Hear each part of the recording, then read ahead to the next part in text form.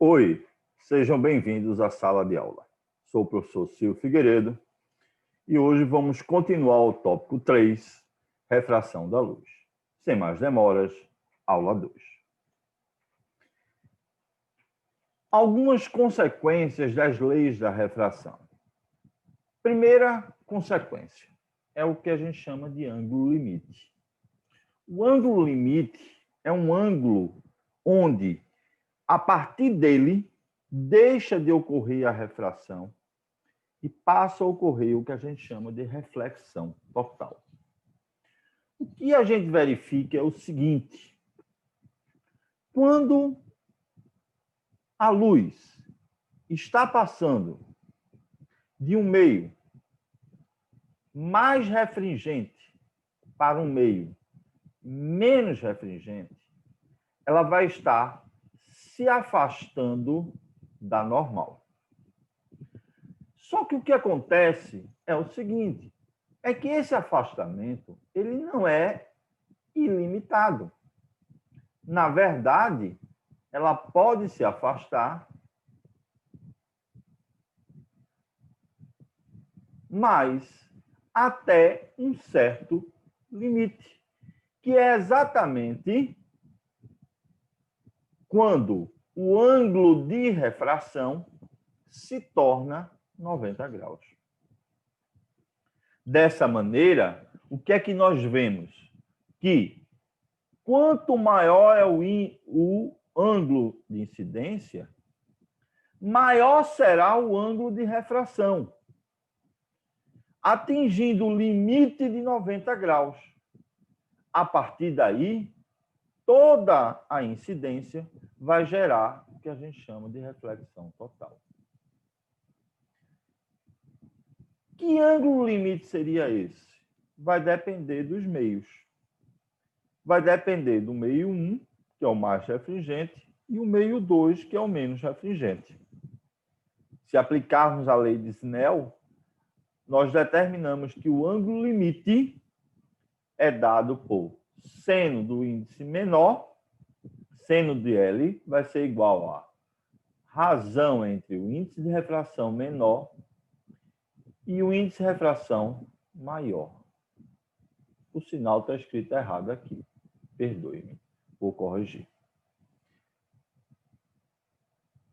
Isto é, quando o ângulo I for menor ou igual a L, você vai ter a refração. De L em diante, você vai ter o que a gente chama de reflexão total. E aí o fenômeno deixa de ser regido pela lei da refração e passa a ser regido pela lei da reflexão. Isso é, I e R passam a ser iguais. Onde é que nós temos uma aplicação desse fenômeno? Nas fibras ópticas, que são utilizadas em diversas situações, principalmente na parte de telecomunicações. Hoje, a forma mais rápida de transmitir dados, informações, de um canto para outro, é através da fibra óptica. Não só a forma mais rápida, mas também a mais precisa. E ela se baseia exatamente na reflexão total. Basta que o raio de luz seja lançado com um ângulo superior ao ângulo limite. Dessa maneira, o raio de luz vai ficar aprisionado dentro da fibra até chegar à sua extremidade. Segunda aplicação das leis da refração é o dióptro plano.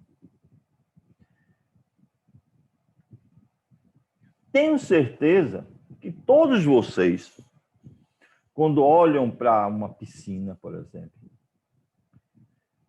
têm a sensação de uma certa profundidade. Tem a impressão que a profundidade da piscina é uma certa profundidade. E ao mergulhar, verificam que essa impressão está errada. e que, na verdade, ela é mais profunda do que vocês achavam. Isso ocorre por quê? Porque a luz, ao passar da água para o ar, como está mostrando aqui, a luz proveniente do peixinho ou do fundo da piscina, ao passar da água para o ar, sofre uma mudança na sua trajetória. Essa mudança não é perceptível pelo olho humano. Para o olho humano, o objeto que está emitindo a luz vem em linha reta. Logo, a gente vai ter a impressão que o peixe está mais próximo da superfície. Da mesma forma que a gente tem a impressão que o fundo da piscina está mais próximo da superfície da água, que ela é mais rasa. O mesmo fenômeno ocorre ao contrário. E existe uma relação entre o que a gente vê e o real.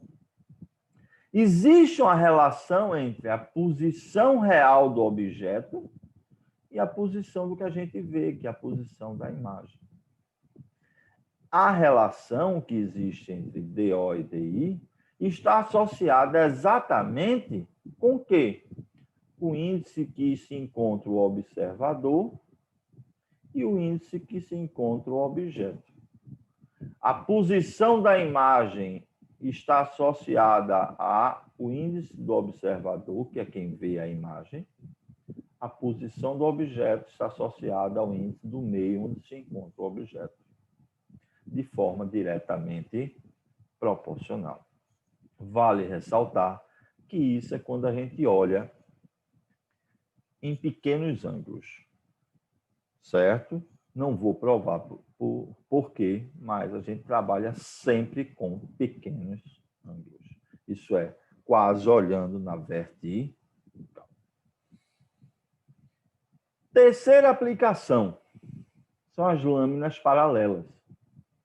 Se eu tiver uma lâmina de faces paralelas, a luz, ao passar por essa lâmina, vai sofrer duas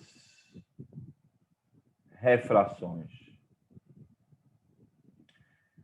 Na primeira, a luz sofre um desvio. Na segunda, como ela está voltando ao mesmo ambiente, ela retorna à mesma direção. Claro, se aqui for ar e aqui for ar, isso é, o meio externo for o mesmo, tanto de uma face quanto da outra.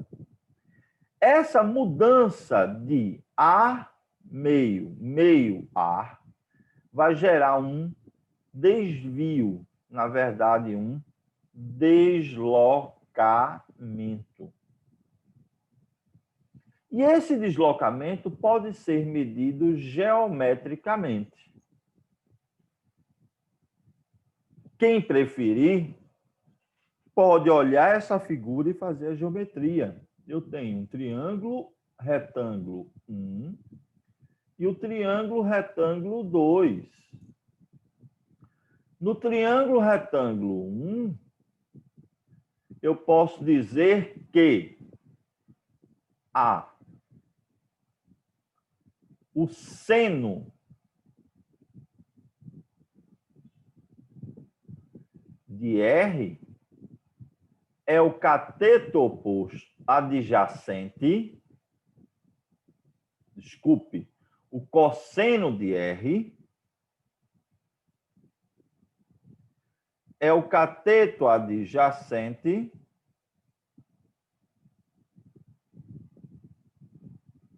sobre a hipotenusa.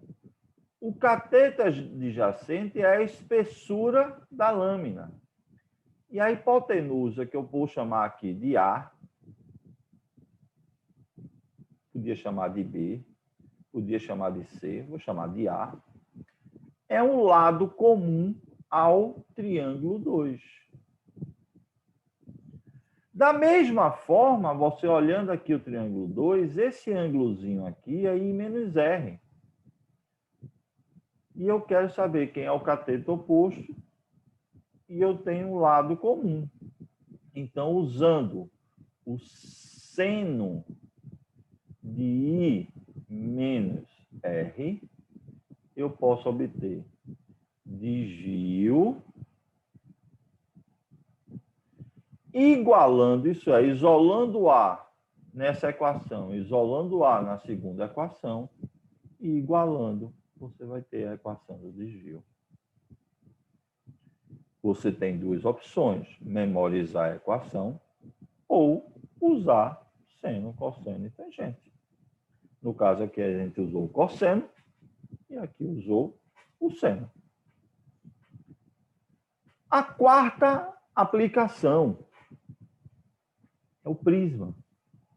O prisma também é um sistema óptico que gera desvio, só que com uma diferença. Qual? É que na lâmina paralela o desvio é lateral. Então a luz translada, sofre uma translação da posição. Já no prisma, o desvio é angular. E o nosso objetivo é o mesmo, é medir esse desvio. Perceba uma coisa interessante que foi dito no começo do capítulo da aula passada de refração. É que cada cor, como tem uma frequência diferente, ao passar pelo prisma, ela sofre desvios diferentes. E aí o que é que acontece?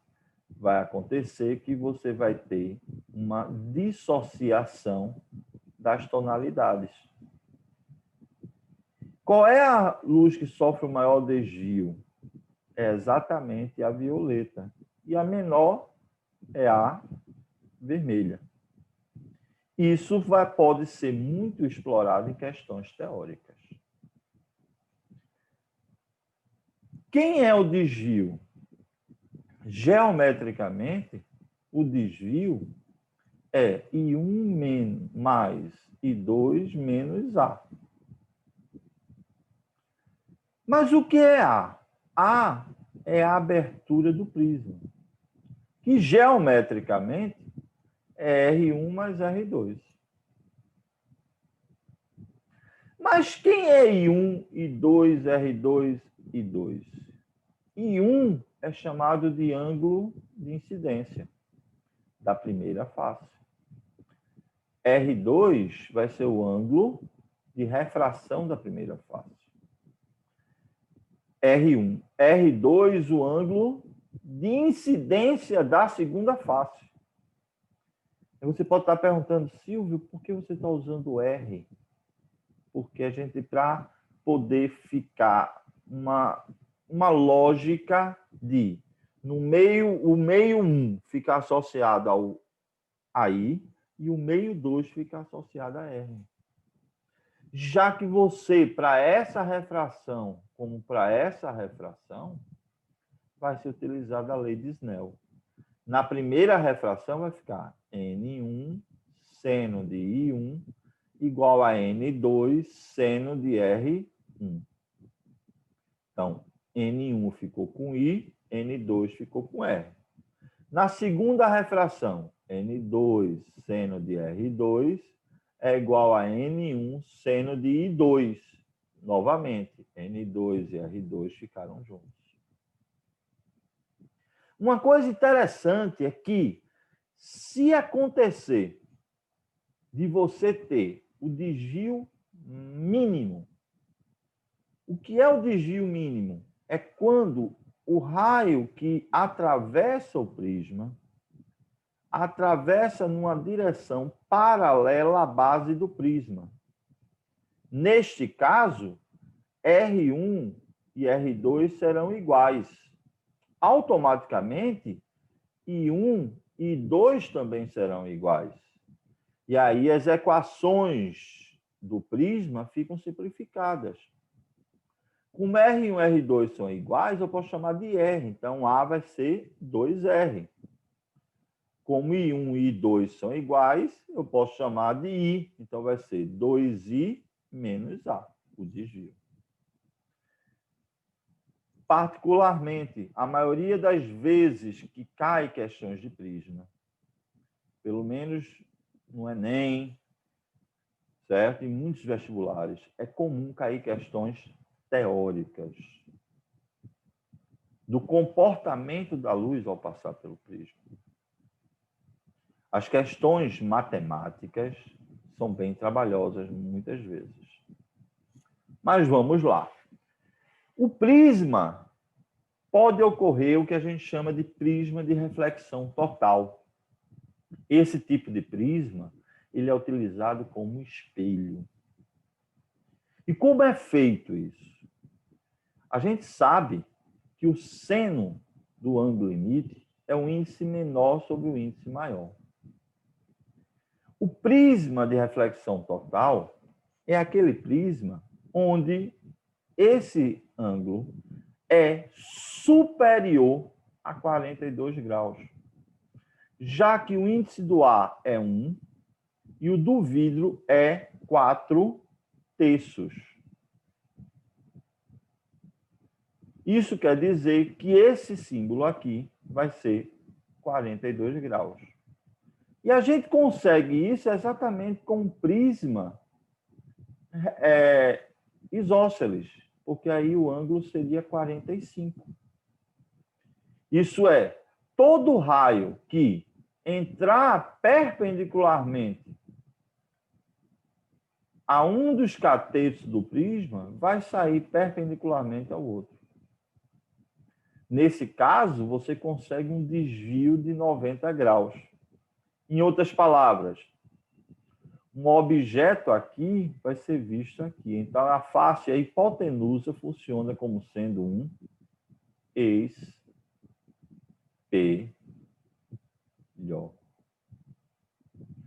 O mesmo vai acontecer em todo raio que entrar perpendicular à hipotenusa. Vai formar 45, que é maior que 42, sofrerá duas reflexões totais e sairá.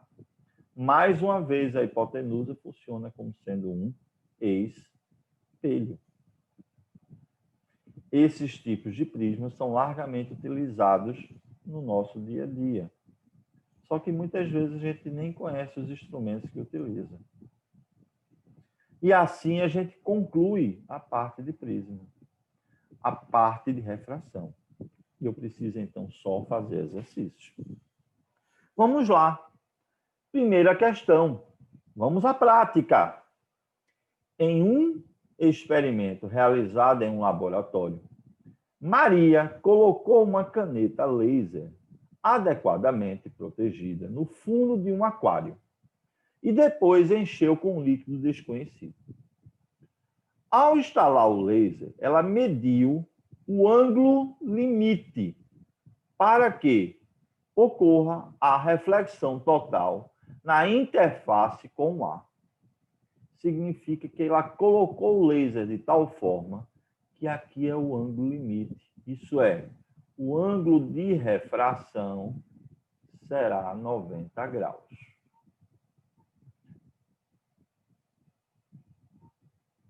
A figura a seguir representa o experimento,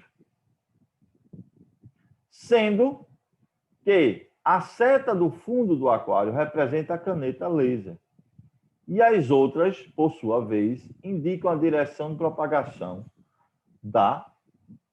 do feixe de luz.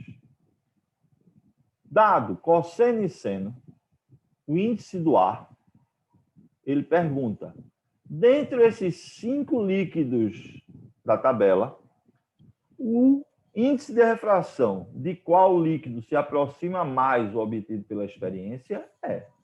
O que você vai fazer? Aplicar direto aqui. Se quiser, pode aplicar a lei de Snell, ou se você quiser, já pode aplicar a regra do ângulo limite. O seno do ângulo limite é o índice menor, que é o do ar. A gente viu já que o índice menor é sempre o do ar e do vácuo, pelo índice maior, que é o do líquido que você quer descobrir. O seno do ângulo limite é exatamente 0,67. Então, eu posso chegar e dizer que 0,67 é igual a 1 sobre o índice do líquido.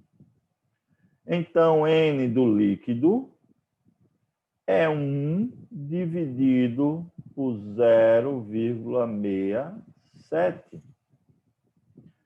Isso aqui vai ser quanto?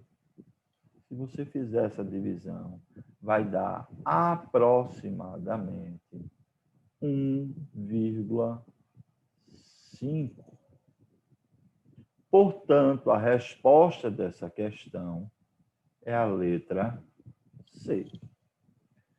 Joinha, meus lindos. Tranquilo? Então, a gente pode prosseguir com a aula. Certo? Vamos, então, à segunda questão. Na segunda questão, uma fonte luminosa está fixa no fundo de uma piscina, de profundidade igual a 1,33. Então, aqui é a posição do objeto, que nós chamamos de DO. Então, aqui é a posição do objeto. Só que a gente já sabe que uma pessoa do fora da piscina não vai ver o fundo da piscina nessa posição. Vai ver numa profundidade aparente, que é exatamente representado por H. Sendo dado que os ângulos são muito pequenos, e sempre vão ser muito pequenos, que o índice de refração da água é 1,33 e do ar é 1, determine o quê? A profundidade H. A profundidade aparente H da fonte vista pela pessoa é de quanto? Qual é a regra? A posição aparente DI sobre DO é igual a o índice do observador pelo índice do objeto.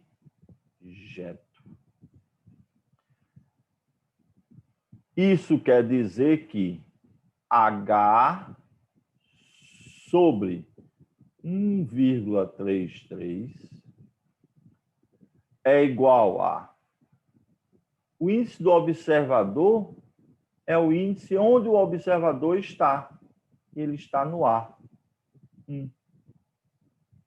O índice do objeto é o índice do meio onde se encontra o objeto, que é a água. 1,33. Opa, os denominadores são iguais, então eu posso simplificar. Portanto, H vai ser 1 metro. Isso é letra B de bola. Uma questão, certo? Muito bem feita, de dióptro plano. Joinha, meus lindos. Tranquilo a prática? Então, vamos à próxima questão. Enem tinha que ser. E como dito a vocês, veja o que vai acontecer. A figura representa um prisma, constituído de um material transparente, de índice de refração crescente com a frequência da luz, que sobre ele incide. Um feixe luminoso composto por luzes vermelha, azul e verde, que são as luzes primárias, incide sobre a face A, emerge na face B e, após refletir no espelho, incide sobre um filme. Observando os pontos luminosos revelados no filme, de baixo para cima. Então, significa que eu quero de baixo para cima, eu quero nessa orientação. Ele quer saber, esse ponto aqui é qual e qual nessa ordem. Lembrando, ó, a luz, a cor que se mexe menos é a vermelha. Depois vem o verde e, por último, o azul. Então, aqui, a primeiro é a vermelha, e ela bate no espelho. Aqui é vermelho e refrata no primeiro ponto. Então, o primeiro ponto é um ponto vermelho. A segunda cor, que tem uma refração intermediária, é o verde. Então, significa que você vai ter aqui o verde está vindo, está batendo no espelho e vai formar o segundo ponto. E, por último, você tem o azul.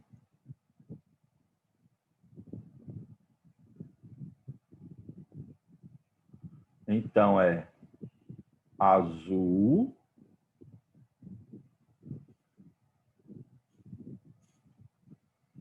verde,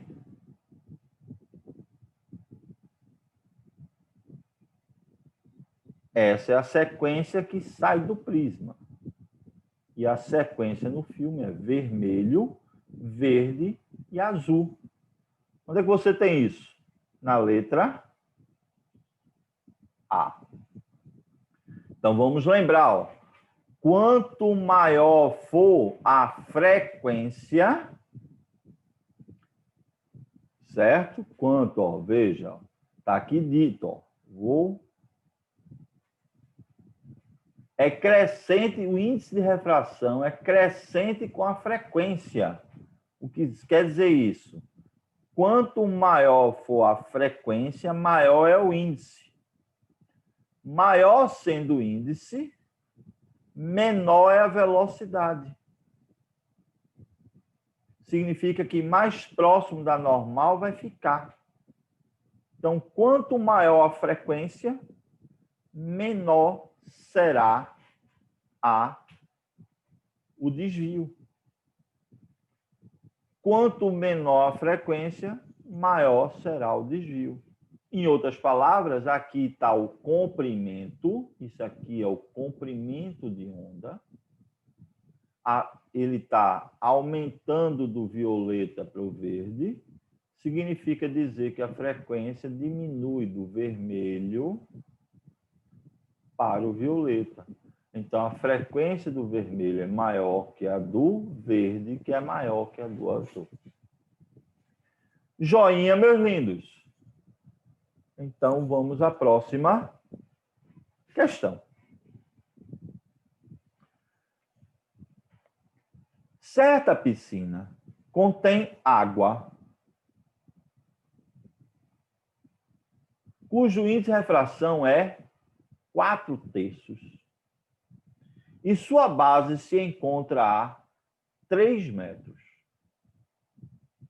Quando uma pessoa na beira da piscina olha perpendicularmente para o seu fundo, terá a impressão de vê-lo 2,25 mais próximo, 1,33 mais próximo, 0,75 mais próximo, 1,33 mais distante, 0,75 mais distante. Pelo que está sendo mostrado aqui, ele quer saber quanto se aproximou. Para eu saber quanto ele subiu, eu tenho que saber qual é a posição. Veja, esse fundo, ele vai subir. Então, ele vai ter o que a gente chama de posição aparente. Qual é a posição aparente? Eu posso chamar de HI. E aí eu tenho que descobrir quem é Y. Quanto ele vai subir. Vai ficar mais próximo? Vai subir. Meu primeiro passo é descobrir quem é H. para depois descobrir quem é D. Vamos usar a regra. Qual é a regra? DI vezes DO é igual a N do observador sobre N do objeto. DI é o que eu chamei de H'.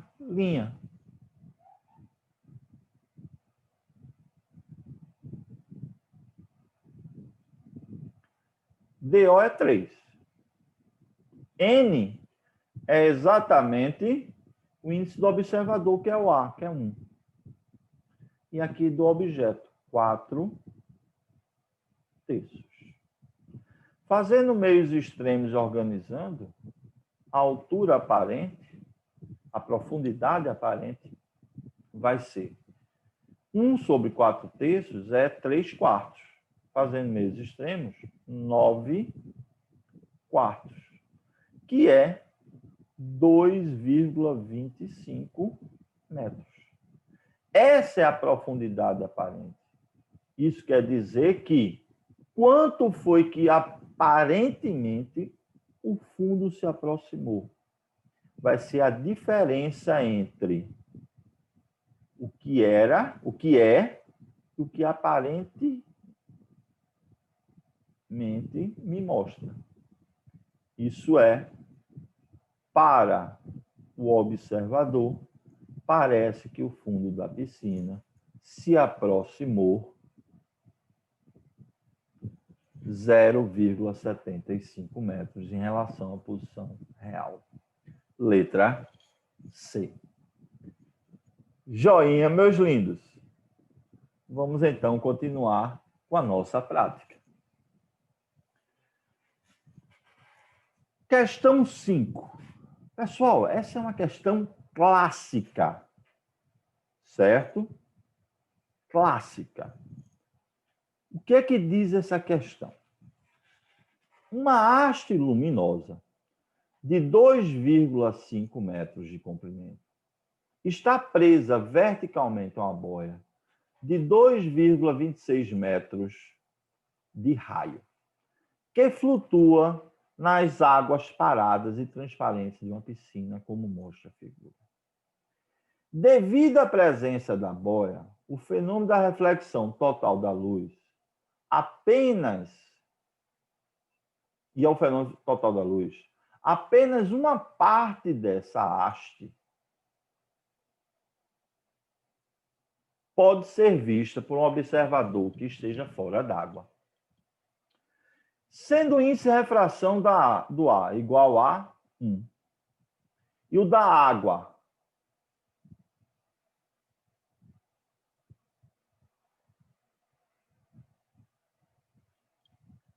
não está aqui, o da água é 4 terços, seno de 48,6,075, tangente de 48,6, 1,13.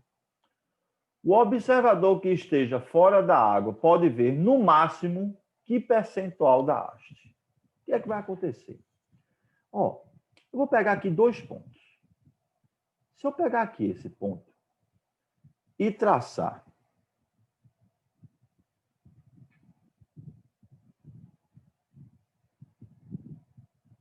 um raio que saia dele em direção à extremidade da boia, esse raio, ao bater na água, vai formar um certo ângulo. Veja que à medida que esse ponto vai subindo, esse ângulo vai aumentando. Significa que vai chegar um certo ponto aqui, onde esse ângulo será o ângulo limite.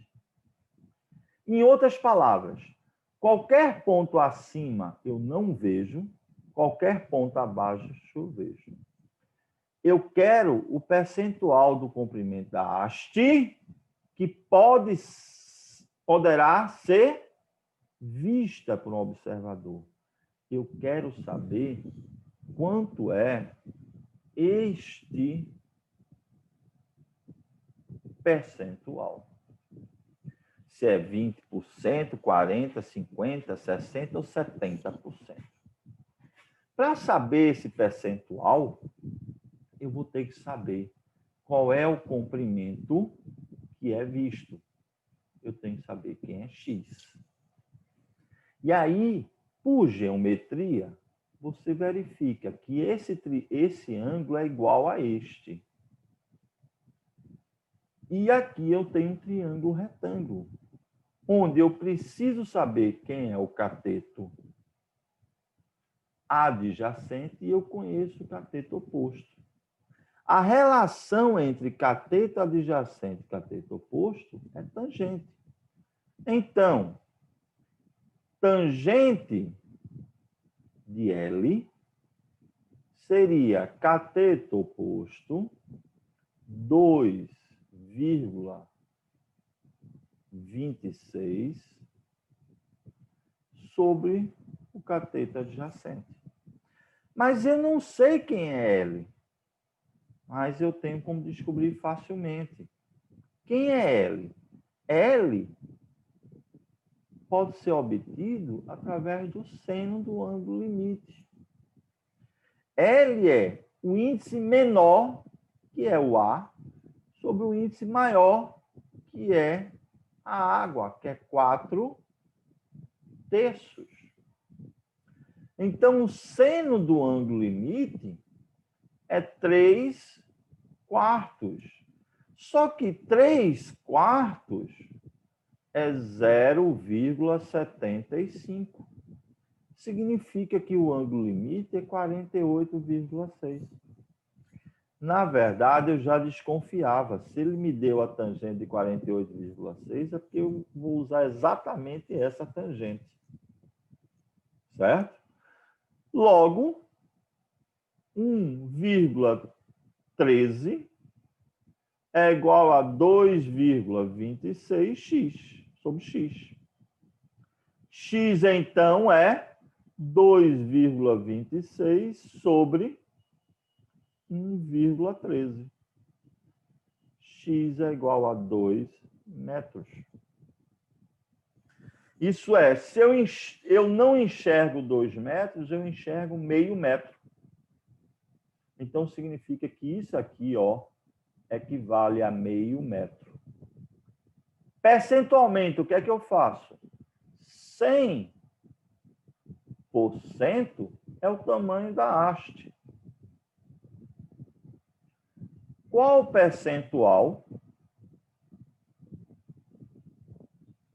equivalente a meio metro? Fazendo meios extremos, eu tenho que P é igual a 50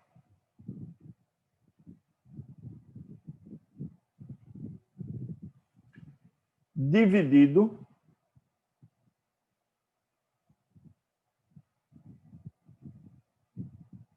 por 2,5, que dá 20%. Portanto, a resposta é a letra D de dado. De antemão, eu vou colocar somente uma coisa. Nessa questão, eu tive uma situação que facilitou minha vida, que foi exatamente essas informações de seno e tangente. Na verdade, eu não precisava nem calcular o ângulo limite, porque estava na cara que o ângulo limite era esse valor. Mas se ele não tivesse me dado, isso é, não tivesse sido fornecido isso, eu teria como calcular essa questão, utilizando duas relações. Então, vamos sempre lembrar que tangente de um ângulo é o seno sobre o cosseno. E a relação fundamental da trigonometria diz que o quadrado do seno mais o quadrado do cosseno é igual a 1. Quer dizer, se eu não tivesse sido dada essa informação, eu, com o valor do seno, eu descobriria o cosseno. E com o valor do cosseno, eu teria a tangente. E poderia resolver para qualquer ângulo, independente de se eu sei ou não que ângulo é. Joinha. Então, a gente tem como resolver essa questão, mesmo sem ser dado essas informações. Vamos à próxima questão. Considere um raio de luz monocromático incidindo perpendicularmente na face de um prisma, cuja secção reta triangular, cujos lados são de mesmo tamanho. Então, isso aqui é um prisma equilátero. O que significa isso? Que esse ângulo aqui é de 60 graus. Aqui é 60 graus. E aqui é 60 graus. Suponha que o prisma está mergulhado no ar. Então, o meio externo é o ar.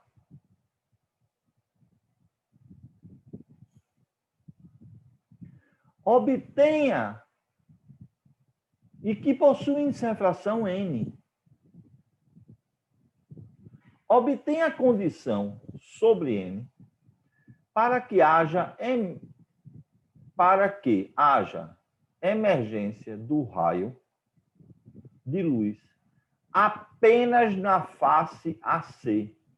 Isso é, ele quer que bata, mas vá para a face AC.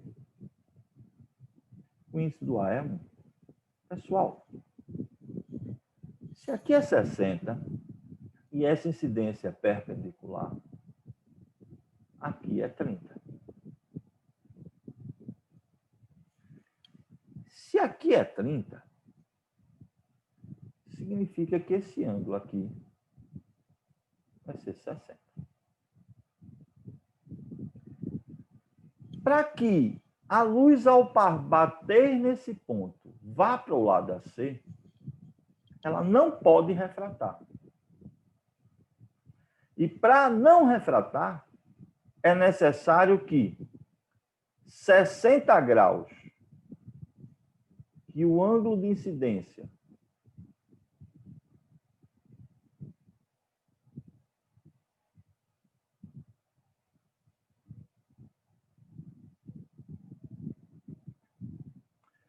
seja maior ou igual ao ângulo limite. Porque se for igual, vai incidir exatamente no ponto C. E se for maior, vai sofrer reflexão total, formando um ângulo de 60 graus aqui e incidindo no lado AB sempre, independente do seu valor. Então, para qualquer valor de índice que seja maior, isso quer dizer, então, que o seno desse ângulo tem que ser maior que o seno do ângulo limite. Então, o seno de 30, o seno de 60, tem que ser maior ou igual que o seno do ângulo limite, que é o índice menor, que é o do A, sobre o índice maior. Essa é a resposta da questão, que a gente pode dar uma melhorada. Como a gente pode melhorar? O seno de 60 é raiz de 3 sobre 2. Então, eu posso dizer que raiz de 3 sobre 2 tem que ser maior ou igual que 1 sobre n. E a gente pode deixar a resposta desse jeito. Ou, se quiser, a gente pode isolar o n. Mas lembre-se, se eu inverto a fração, eu tenho que inverter o sinal de igualdade. Isso quer dizer que se eu fizer aqui, vai ficar assim, ó, meios e extremos. N será maior ou igual que 2 sobre raiz de 3. 2 sobre raiz de 3 é a mesma coisa de ser 2 raiz de 3 sobre 3, fazendo o que nós chamamos de racionalização. Portanto, o índice deve ser qualquer valor superior a este. Joinha, meus lindos. Vamos à próxima questão.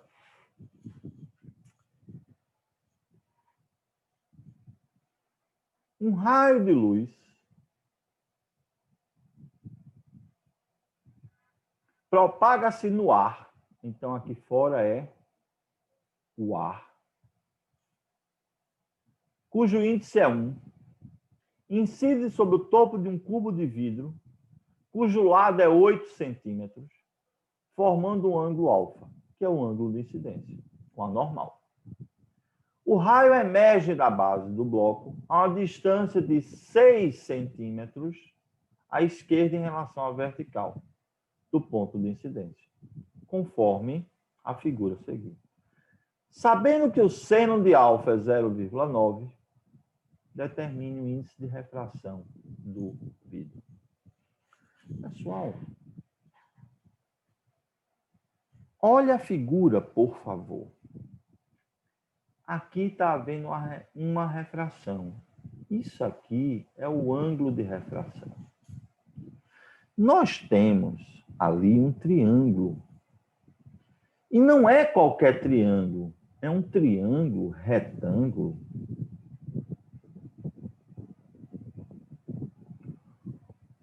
Onde aqui é 8, aqui é 6. 8 é proporcional a 4, 6 é proporcional a 3. Aqui é o triângulo retângulo pitagórico. 3, 4, 5, 6, 8, 10. Para quem não se lembra disso, é só fazer Pitágoras. Chama a hipotenusa de x e calcula por Pitágoras. Lembre-se, por favor, que eu vou precisar saber quem é o seno de R. E seno é cateto oposto sobre hipotenusa. Isso é, o seno de R é 0,6. Portanto, para eu resolver essa questão, é só aplicar agora a lei de Snell. N1, que é o ar, vezes o seno de I, então aqui é o ar, seno de I é o seno de alfa, é igual a N2, que é o índice do bloco que eu quero descobrir, que eu vou chamar de N, vezes o seno de R. 1 vezes 0,9 é igual a N vezes 0,6. Então, N é 0,9 dividido por 0,6. E 0,9 dividido por 0,6 é 1,5. Logo, a resposta dessa questão é a letra A. Mais uma vez, a gente se utilizou da figura, do desenho. Nos utilizamos da geometria e um pouco da trigonometria, do triângulo retângulo. Então, a gente precisa entender o triângulo retângulo. Joinha? Então, vamos para a próxima questão. Se eu não me engano, é a última. E talvez a mais trabalhosa. Ele quer saber aqui, ó, um raio de luz incide em um prisma, cuja secção principal é um triângulo equilátero. Isso quer dizer que o ângulo de abertura do prisma é 60 graus. Isso é, A é igual a 60 graus. E possui índice de refração 1,6. Então, o N do prisma é 1,6. O índice externo é o A, cujo índice é 1. Determine quem é o desvio. Vamos lá. Como eu disse, questão de prisma, matemática é trabalhosa. A primeira coisa que eu preciso fazer é descobrir quem é R1. E vou fazer isso aplicando a lei de Snell. N1 seno de 1 é igual a N2 seno de R1. N1 é 1, seno é seno de 53, 0,8. N2 é 1,6, seno de R1.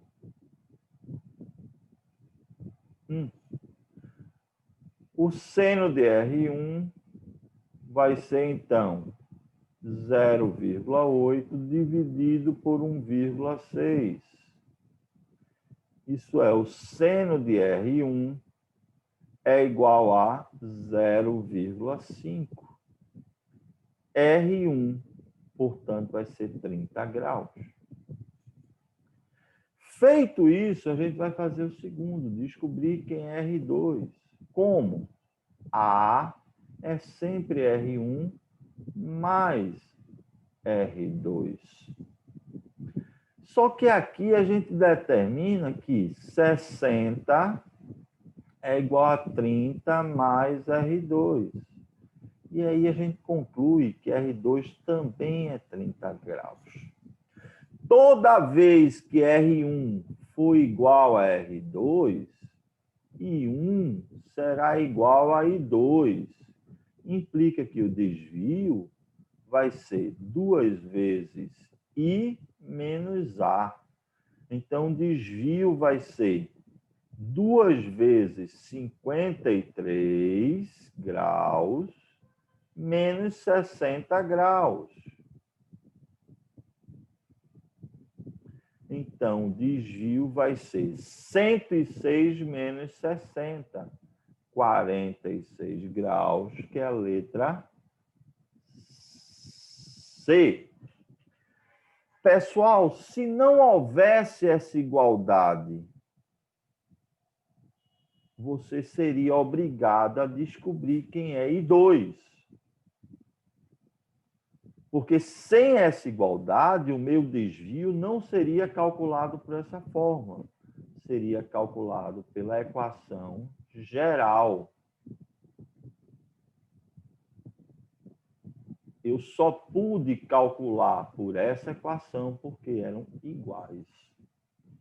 Para descobrir o I2, eu simplesmente iria aplicar novamente a lei da refração na segunda face, relacionando o índice 2 com R2 e descobrindo quem é I2. Joinha. Espero, mais uma vez, que a aula tenha sido prática para vocês. Espero que os exemplos que eu tenho mostrado ajudem em seus estudos e o que eu posso desejar é um bom estudo. Obrigado a todos e até a próxima